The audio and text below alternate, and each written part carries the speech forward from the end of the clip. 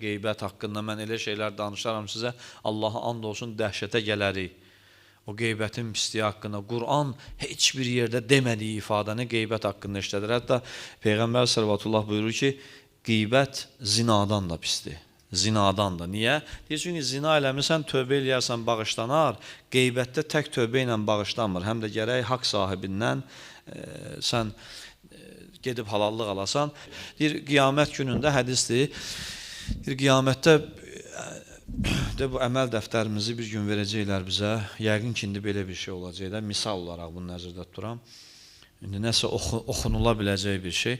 Baxacaq əməl dəftərimizə, Allaha sual verəcək ki, ilahi, axı mən dünyada nə qədər gözəl əməllər eləmişəm. Niyə yoxdur burada? Yazılmayıb bura. Cavab gələcək ki, o əməllərin hamısı kimə qeybət eləmirsən, onların ayağına yazılıb.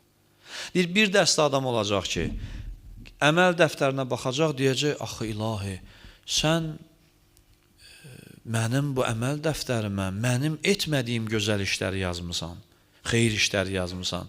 Deyir, cavab gələcək ki, sənin qeybət eləmişdilər, onların əməlləridir, yazmışam sənə. Yəni, qeybət eləyiblərsə, onun xeyir işləri sənə, sənin günahların ona gedir. Sən qeybət eləmisənsə, sənin xeyir işlərin ona, onun günah işləri gəlir sənə.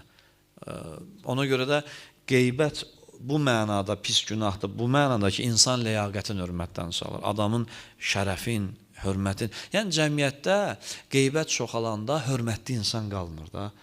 Cəmiyyətdə artıq kiminsə hörməti, izzəti yerində olmur, hamı ləkələnir. Adamlar var, mən sizə əminliklə deyirəm, özünüz yoxlayın, bir dənə baxın. Adamlar var, oturun onun yanında, bir adamı azacıq belə tərifləyin. Qulaq asacaq, dərhal zehnindən keçirdəcək ki, indi dayan. Ya sözü kəsəcək, ya qutaracaqsan, deyəcək ki, əşki, filan yerdə də filan şey eləmişdi, məsələn. Bir günahın deyəcək, niyə bunu eləyir o adam? Onu demək istəyir ki, yəni sən o qədər təmiz adam tanımaya onu, onun məsələn, filan günahı da var, filan nöqsanı da var, o belə də hərəkətlər eləyirdi belə. Niyə bunu eləyir o adamlar? Ona görə ki, 2-3 səbəbi var. Bir səbəb budur ki, özləri çox ləyaqətsiz adamlardır, istəmirlər kimsə ləyaqətli qalsın, istəmirlər kimsə təmiz qalsın, hörmətli qalsın, başı uca qalsın, üzaq qalsın. Tez bazar bir dənə günahın tapıb deyirlər ki, yəni o da aşağıdır da, yəni çox da elə tərifləmə, belə moda mindirmə o adamı. Və belə adamlar var ki, onları heç kimi bəyəndirə bilməzsiniz, heç kimi. Kimin adını çəkəcəksən, bir dənə nəsə tapacaq, tapmayanda da Allah eləməsin, böhtan deyəcək. Tapmayanda da fəziləti nöqsan kimi deyəcək. Adam var, nöqsanıvı sənə nöqsan deyər. Adam var, fəzilətivi sənə nöqsan deyər. Yəni, bugünkü zaman bir vəziyyət gəlib çatıb ki, bəzən adamın üstün tərəflərin ona nöqsan tutarlar. Onu elə-belə çevirib elə deyərlər adama ki, kənardan baxan adam onun o üstünlüyünü nöqsan kimi göstərər və avam adam bunu aldanar bəzən. Ona görə insan ləyaqəti bu qədər önəmlidir. Allah qeybəti ona görə bu qədər ağır cəza təyin edir. Hətta İmam Rıza kimi şəxsiyyət, gün orta sizə oxudum o hədisi, İmam Rıza buyurur ki, mən Əli ibn Musa qiyamətdə və həm dünyada, həm bərzəxdə, həm axirətdə bir dəstə insana bəddua eləyəcəyəm. Bəddua. Yəni, nifrin, lənət də deyə bilərik buna da. Eləyəcəm. Kimdir o?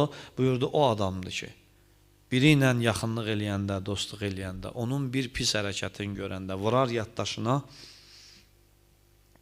ki, sabahları bir dənə ondan nəsə bir özünə qarşı nəsə görsə və yaxud da biraz görsə ki, ucalır, dərhal o eybi açıb, onu ifşalayıb salsın aşağı. Yəni, hörmətini aşağı salsın. Və yaxud üzünə vursun, onu pərt eləsin. Yəni, bir adamın eybini, sabah onu pərt eləmək üçün yadda saxlayan insana İmam Rıza buyurur, mən bəddua eləyərəm. İmamın bədduası da bilirsiniz nə deməkdir? Yəni, bu artıq adama keçəcək yoxdur. Quran özü buyurur, axı ki, Veylul li kulli huməzətil luməzə. Vay olsun o kəslərə ki, onlar eyb axtarırlar. İnsanlarda eyb axtaranlara Allah vay olsun deyir.